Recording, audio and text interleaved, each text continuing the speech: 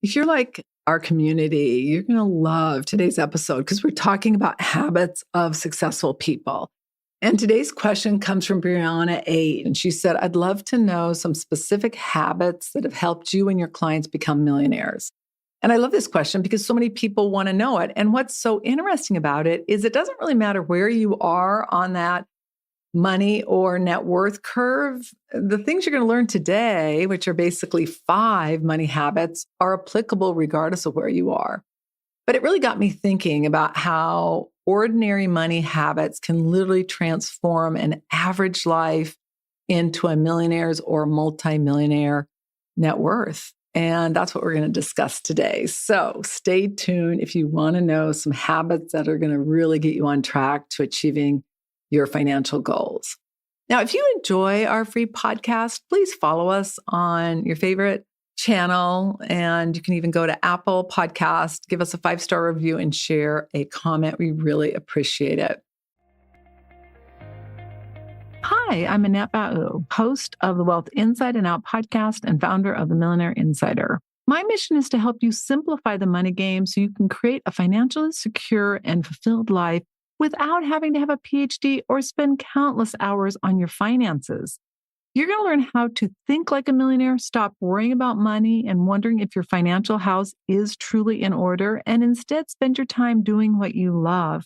With over 3 decades advising 7, 8, and even 9-figure millionaires, and now joining that elite group, I'm in a unique position to help you make the best financial choices so you can create a secure financial future and retirement you love. This is the Wealth Inside and Out podcast.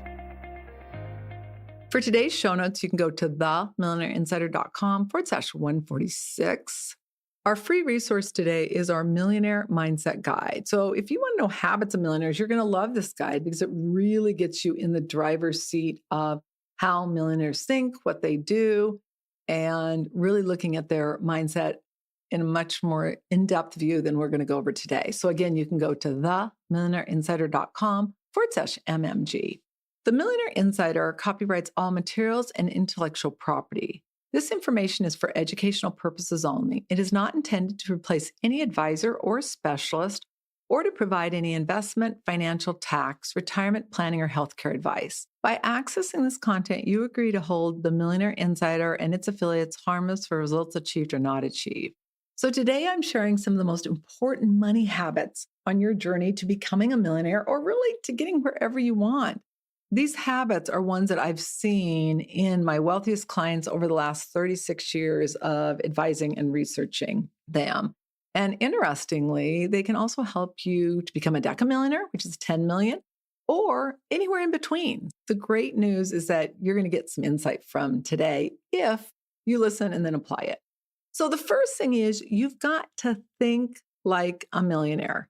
Now, initially, my focus was just getting to that $1 million mark. And really, originally, as many of you know, I wanted to become a centimillionaire, which is $100 million net worth. But the key is a fulfilled millionaire. And, I started out as a waitress in a small town in South Dakota.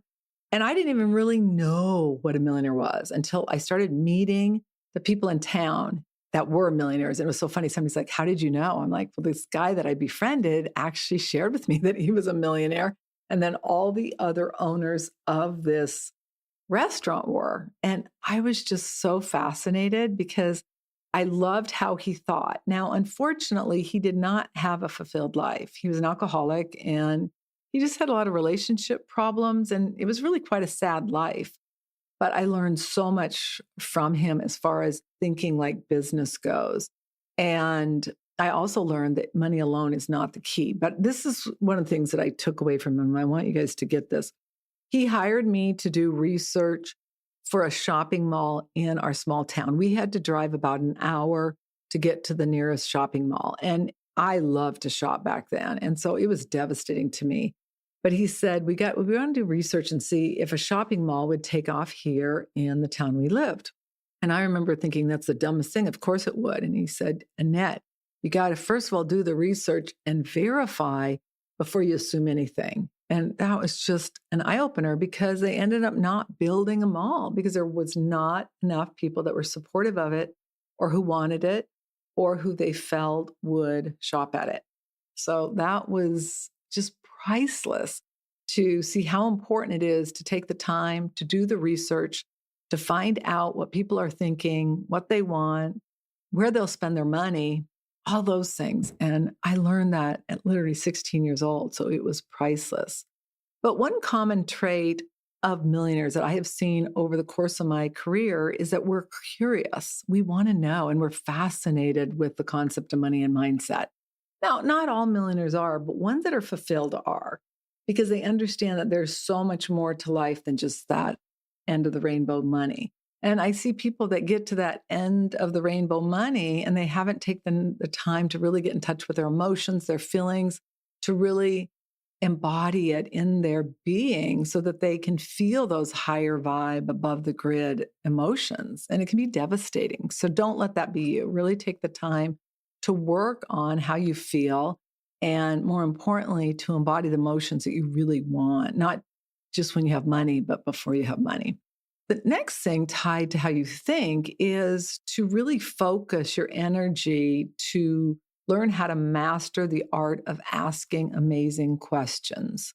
And I don't even really know how I do it. I've done it for so long, but people are like, gosh, you ask such good questions. I'm like, that's so interesting. But I think it's just because I've always been so fascinated. I can remember in college, my best friend's dad would come into town and we go out to dinner and I would ask him so many questions. And I'm thinking, oh my gosh, he was probably like, I want to relax. I don't want to be answering all these questions. But he was so gracious. And it was just fascinating because he had been like the brains behind Popeye, and he worked for Al Copeland, I think was the gentleman, the brains behind Bennigan's, a lot of different major brands and restaurants. And it was just fascinating to listen to the insight he gave. If you can learn how to ask questions and just be curious about success, wealth, money, mindset, all those things, you're going to find that success and wealth leaves clues. And asking questions and connecting those dots increase your odds of getting to where you want to get. It's fascinating, but just simply by hearing something and then saying, tell me more, help me understand that. How did that work? Or why do you think that worked? You're going to start seeing commonalities and you're going to start seeing stories that interweave where you can really start implementing that into your life. A critical step on your journey to creating a secure financial future, specifically retirement and life you love, is to pay attention to how those who have already achieved the goal have done it. How do they think? What do they do? I'm telling you, it's going to be priceless. And a fast action tip that you can do right now is when you listen to me, I encourage you to note areas where you either think differently than me or where you're a little more curious and you want a little more insight. And then what I want you to do is just start checking the results and see what results you're getting. And I'll give you an example. The next one I'm going to go over, the next habit, perfect one. Are you focused in more on accumulating wealth or are you focused more in on earning income? We have an addiction in our country, and the addiction is earning money. And there is a complete deficit on accumulating wealth. And if you ever want to get to the point where you're not working for someone, you've got to get to the point where you accumulate wealth. In fact, one of the centimillionaires that I advised said, Annette, you make 100 million in a year, you're going to be working for someone like me. You want to be accumulating 100 million so all the other people are working for you. It was like a light bulb went off. But number two is really focusing in on net worth versus income. And it is a critical thought process of people who are wealthy. And I'm not just talking rich, like income, but what truly wealthy. And as I shared with you, and you've heard this story, when I shared my goal to make 100 million with my centimillionaire client, he laughed in my face. That's the dumbest mistake I've ever heard. And I remember I was so embarrassed. But boy, the insight he gave me changed my life because I completely shifted my entire focus from making 100 million to accumulating 100 million. And then I had the fortunate pleasure of working with a few different centimillionaires, and I realized that the price most of them have to pay, I wasn't willing to pay. And most of them had serious health issues, heart issues, alcoholism, severe relationship problems, meaning like they're on the third, fourth, or fifth wife. And it was just something that I looked at and I'm like, okay, I want to have money, but I want to have a fulfilled life. And hopefully you do too. Probably if you're following me, you do because I talk so much about it. But living fulfilled is priceless. And that doesn't mean that we don't have off days. It doesn't mean that things always go well, but it means that we know what living fulfilled looks like. And we can strive for that every day. And we can really focus our energy on getting to that step. And my friend, that is priceless. So I started immediately after the Centennial Millionaire gave me this insight to implement a plan. And this is what I did. So the first thing I did was I set up my emergency reserve. I had probably 3 months emergency reserve. Now I recommend 3 to 12. Most experts will recommend 3 to 6. I just like having more. I mean, right now I have probably a few years just because we're building a house. There's a lot of changes. And I just think with what's going on, I like having a little extra cash. But you got to make sure that the number works for you and your situation and that's realistic. I started investing very, very early on in a universal life insurance policy. That's basically a term policy with a savings component. Now, because I've been in this industry for a long time and I've got a lot of peers and now I've had a lot of clients, I see the need for having insurance for a long time. Meaning most people say, okay, well, until your kids are out of the house or you're no longer working. But what they fail to tell you is that when the first spouse dies, you're going to lose that Social Security. So for some people, they need it beyond when their kids are out of the house or they retire. So again, you just got to look at your situation. But I purchased a universal life and I started funding it with, I was paying a little more than I would have with term, but it was building cash. And I am so glad I did that. And I also started investing $25 a month. And this was before I could afford it. And it's so funny because the most common question I get is, well, what did you invest in? That's not the question. The question is, how did you have the discipline to do it? Because it's the discipline that got me to where I am, not investing $25 a month. Now, granted, I mean, I was just in some probably balanced fund, not even probably tax efficient, but the point was I was doing it. And then when I could afford 50, I started doing 50 and 75 and 100.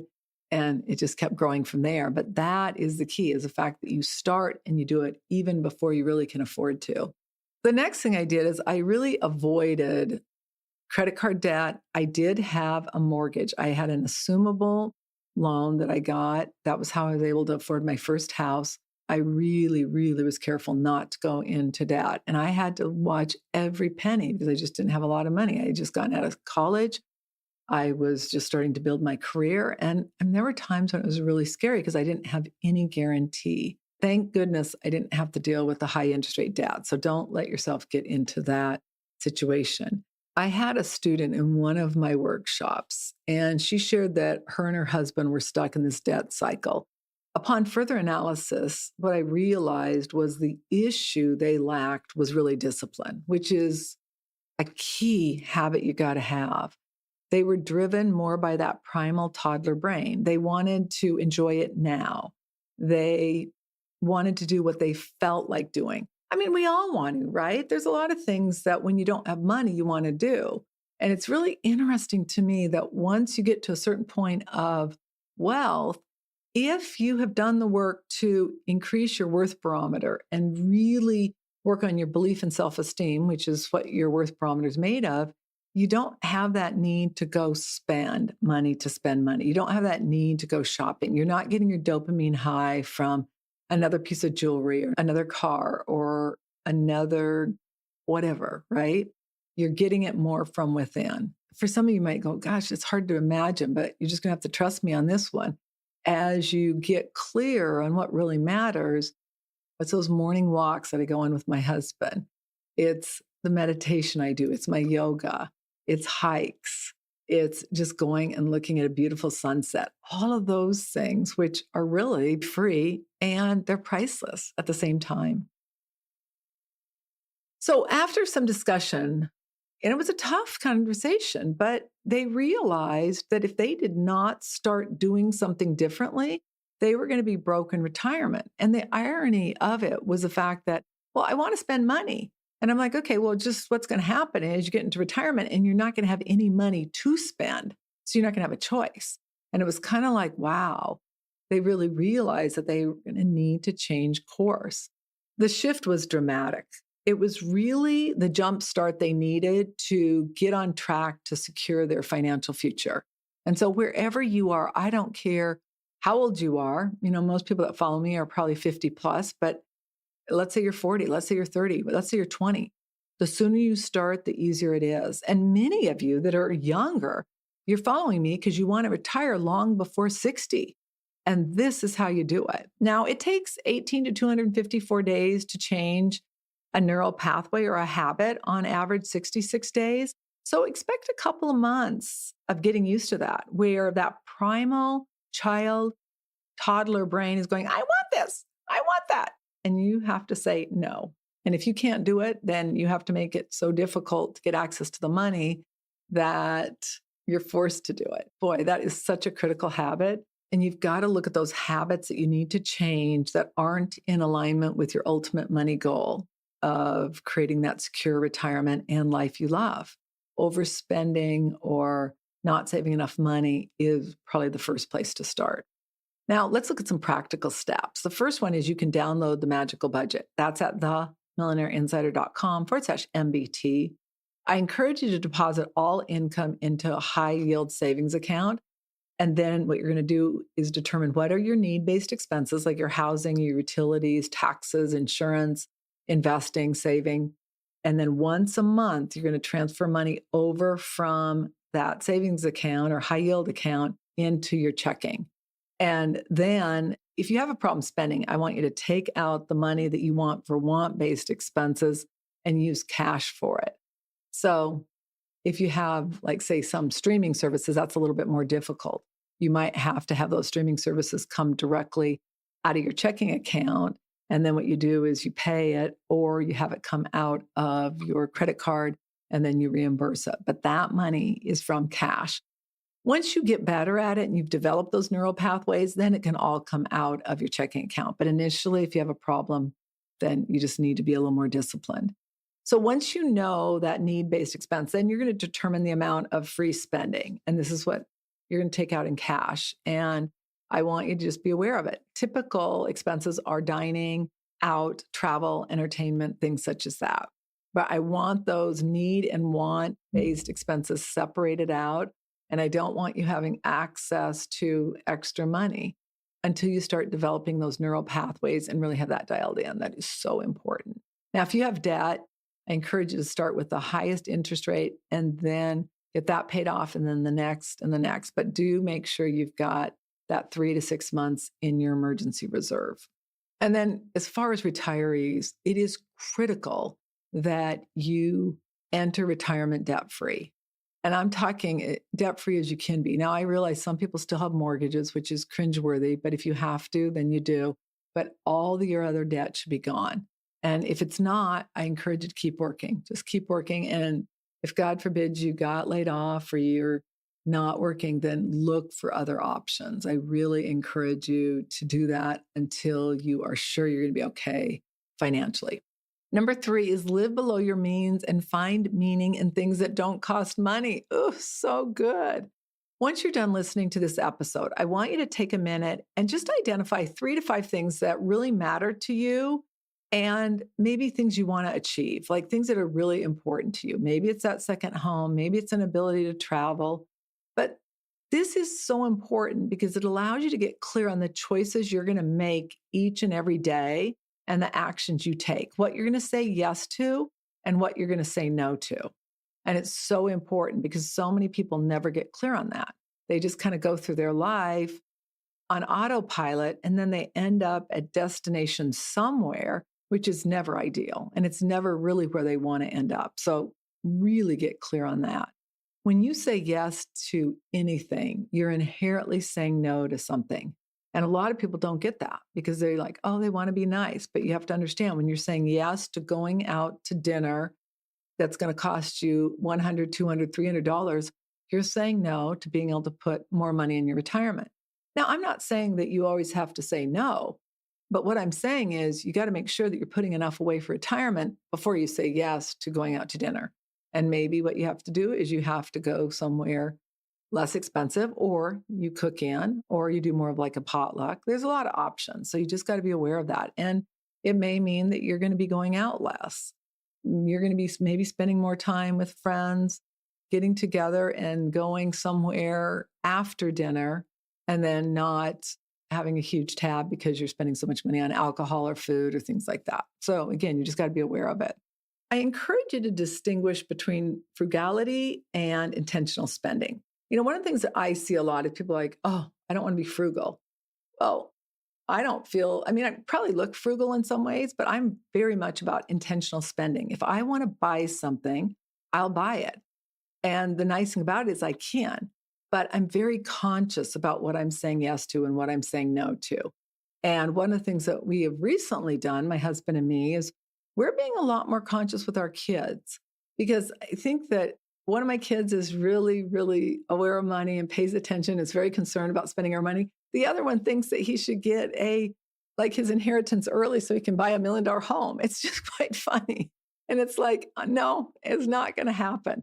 And one of the things that's really interesting, I think, is a lot of times kids don't really get it until they're out in the world and they're starting to have to figure out, hey, if I just keep spending money, like this particular child doesn't want to cook, so he eats out every meal. And it's like, well, if you want to afford that, then you're not going to be able to afford some of the other things. And so I think as parents, it's easy to try to do that when they're living in the house, but it's a lot easier when they're out. But then you've got to execute on the other end to really show them that intentional spending is really important, and just being conscious with your money is so important. Clients who look rich but really are not building wealth as compared to people who are really building wealth. And I see it all the time because I'm seeing people's financials and it's like, oh, you look so wealthy, but you're not. The first step to freedom and fulfillment is really creating an overall financial plan and then dialing into your spending plan. And I did that early on and I executed on it long before I really could afford to. The biggest benefit of money is it's going to buy you choices and freedom, not happiness. Money does not bring you happiness. A fulfilled life does, but a fulfilled life has highs and lows. The key is to being able to have the freedom you want and need so that you can choose what to do with whom, when, all those things. So important. Number 4, investing in mindset and health. Fulfilled millionaires invest in their inner game and they determine the emotion they want and they work daily to create it. Some of them even did it more unconsciously. Like every morning they were up having some quiet time and then hiking. A lot of my clients hiked. It was fascinating, but they were really clear on what they wanted. A lot of times, if they did get divorced, it was because they wanted more calmness and peace in their life, not chaos and craziness. And so again, it's just one of those things of being really clear on what you want. Daily practices, including meditation, even a gratitude practice of what are you grateful for? Like just the end of the day, just like, what are 5 things I'm so grateful for? And it's like, gosh, we are so lucky, right? Like to be able to have enough food, having friendships, having people that love us, having health, all those things. And if you don't have all of that, that's okay. What you want to do is work towards that and know that we all have challenges. I just had a happy hour last night with one of my best friends. And I mean, she's so successful. And we both were just talking about some of the different challenges. There's no one that I know of that doesn't have challenges.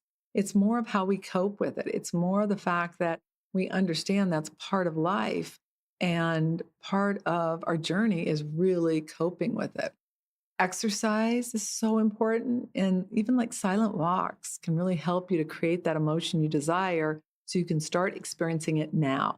Because see, the reason people want money is the belief of how they're going to feel when they get it. It's so true. And yeah, the key is really feeling that emotion now. Like I want to feel peace of mind. I want to feel flow, calmness now. And then when you have money and you marry the two, it's ideal. The problem is that you're going to learn, which it took me a hard time to learn, is the disease of more. You get your first million, you're like, nothing's changed. Second million, third million, fifth million, seventh million. At some point, not everyone gets it, but a lot of us get it of saying, okay, another million is not going to solve how I'm feeling. It's not going to bring me peace. It's not going to bring me calmness or security. That was probably the biggest discovery I had on my journey. And thank goodness I did, because that's why I really am the vast majority of my life fulfilled. And the people I'm surrounded with are also, is because when you get in line with that emotion and you work every day to create it, you're living it. And then the money is just kind of like a byproduct to that, that allows you to do what you want and still feel that feeling versus always being like searching out there for the answer, searching out there for the validation, which so many people do. And it's so tragic. There's a lot of emotional costs of ignoring mindset and health, anxiety, regret, loss of freedom, even health issues like heart issues, cancer. I had one advisor that was a peer of mine, and he was super successful. And he was the most fear-based person I think I've ever met. And he was so afraid of the competition. And I remember thinking, at that time, I wasn't even really enlightened. And I'm like, gosh, that can't be good. What do you think happened? Within a year, he had stage 4 cancer and ended up dying. We've got to be really aware that how we think and what we do has a direct impact, not only on our mental health, but on our physical health. Mindset provides the foundation you need so you don't overspend or procrastinate, and you do what you need to do.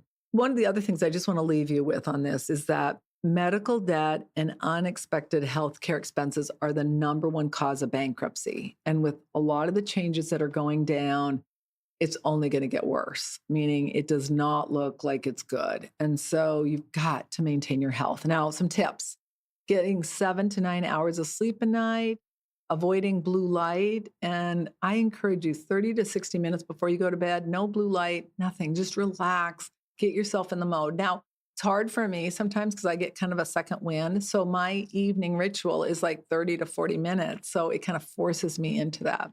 But what you want to do is you want to also be drinking 50% of your body weight in ounces of water each day. Now, if you work out, you want to increase that, and always check with a qualified healthcare provider.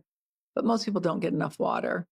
And then really consider a diet that's consists of lean protein, healthy fat, like avocado, olive, basil seeds, flaxseed, things such as that.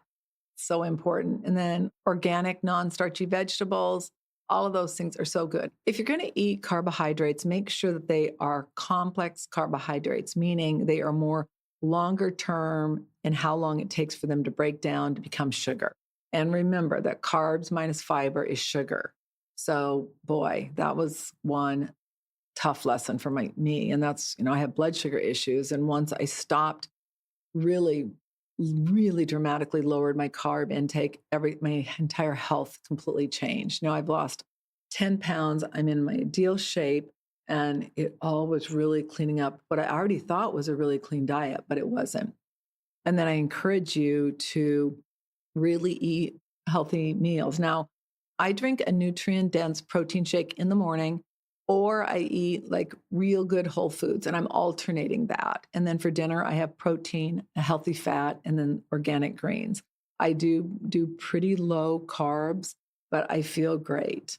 And sometimes I'll do like quinoa, or I'll do oatmeal, some things, but I'm really careful just because I have blood sugar issues. And then exercise. I encourage you to make sure you're doing yoga and or stretching, walking, weight training. All those are so important. The secret is not to follow the silver objects, but to find your mentor and then focus on a clear formula. And I'm so glad that you're here with me, because I hope you see me as somebody who can provide you insight, not just from myself, but from other very successful people, and that it can help you on your journey. So I want you to identify one habit that you're going to commit to doing each day relating to your health and mindset. All right, number 5, you want to create income streams. And, this is a habit I've developed more over the last decade, but boy, it has really changed dramatically with the change in the corporate landscape. Most companies used to offer pensions. And so clients had Social Security and they had their corporate pension. And many of those pensions paid more than the person made. Like people were making like $6,000, $7,000 a month and they were retiring, they're getting 10,000. It was fascinating.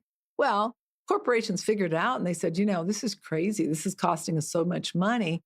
Let's instead give our employees a 401k and we'll match them like 3 to 6%. Now, people are like, oh, my company is so great. They match me 6%. And I'm thinking in the back of their mind, they used to cover you 120%. So it's been much more effective for companies to do that. But what you've got to realize is if you don't have a corporate pension, or if you're concerned like I am about what's going to happen with Social Security, is you got to create your own personal guaranteed income stream. And you do that through an annuity. Now, I'm going to give you 5 steps as far as creating your plan. The first thing you got to do is you've got to know what are your need-based expenses: housing, utilities, taxes, insurance. Then you've got to look at your want-based expenses: dining out, travel, entertainment, all those things. The 15 streaming services you have. Hopefully you don't. But I look at people that don't have a ton of money. They have a ton. Ones that do have a lot of money don't have as many. But that's where a lot of money is spent. And we just found out we were paying an extra $18 a month on our Cox bill for HBO. We don't even watch HBO. I'm like, you've got to be kidding me, because I really do pay attention to that. We have like 2 streaming services, maybe 3. That's it. And whenever I see another one pop up, I'm like, no, we're not going to have. I think 2, but I know sometimes with everyone, it ends up being a little bit more. But if you have 1 or 2, that's ideal. 3, maybe. You start getting 4 or 5, no. Then what you want to do is you want to determine what Social Security is going to be, or guesstimate of it, depending on where you are as far as retirement. And you want to take how much you need for your need-based expenses and subtract that from Social Security. So let's just say that you have $5,000 a month in need-based expenses. Social Security is going to be $2,500 a month. So your need is $2,500. What I want you to then do is purchase a guaranteed annuity to cover that $2,500. And what you have to do is just do the numbers, because those change all the time. If you don't have enough money to do that, then you've got to figure out, okay, are you going to cut expenses, or are you going to work a little longer? Then the income you have from your other assets is what's going to pay for your want-based expenses. And if the market's down, you're going to cut back. You're not going to spend money on that. Now, if you don't have the discipline to do that, which some people don't, and some people don't want to, like I want to know that my expenses that I want, I have covered in guaranteed income. Now, I can do that because I have wealth. If you can't do that, then you have to get a little more creative. But for me, that's important. And for some of my clients, about 50%, it's very important. The other 50% are okay having volatility on that end. You've got to determine what works for you. There's not a right or wrong, as long as you have the discipline in down years to not spend your principal. So let's recap the 5 millionaire money habits. 1, you got to think like a fulfilled millionaire. 2, you got to focus on net worth versus income. 3, you want to live below your means, and you want to find meaning in things that don't cost money. That, my friends, is when you're aligned with your values, your emotions, is so much easier. And then 4, invest in mindset and health. Oh, so important. And if I don't weight train 3 times a week, I feel it. Like, it's so funny. It's now so ingrained in me. And that is my least favorite thing to do.